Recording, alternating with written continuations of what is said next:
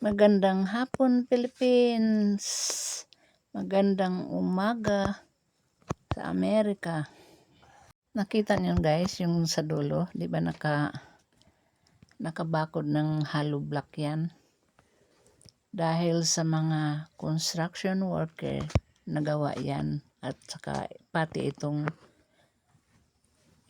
sahig, nakasimento na 'yan dahil ginawa ng mga construction worker. Ipagmamalaki natin yung construction worker dahil kahit sa mainit na, kahit mainit ang panahon, andyan sila kumakayod sa pagtatrabaho dahil may binubuhay silang pamilya. Nakakaawa ang mga construction worker.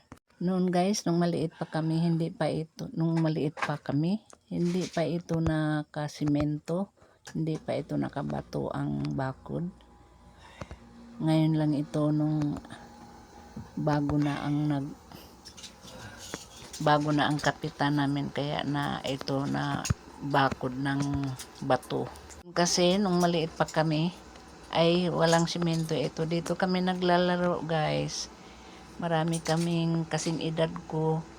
Naglalaro kami dito ng yung guma, basketball. Naglalaro kami ng yung volleyball, ganun. Pero pag umuulan ang hirap pag umuulan kasi maputik dito. Napakaputik, pero naglalaro pa rin kami dahil yan ang mga bata dati mahilig sa laro. Ngayon nag-iisa na lang nag-basketball dahil sa napakainit ng panahon. Nakikita natin ang langit, may ulap naman pero napakainit. Napakainit talaga guys. Ewan ko kung kailan matatapos tong init. Sabi nga nila mayroon daw sakuna na darating.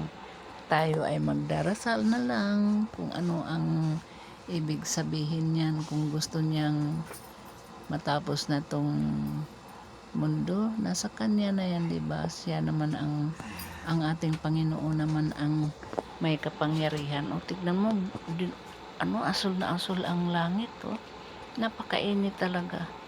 Alam nyo guys, alas 4 na ngayon. Pero napakainit pa din,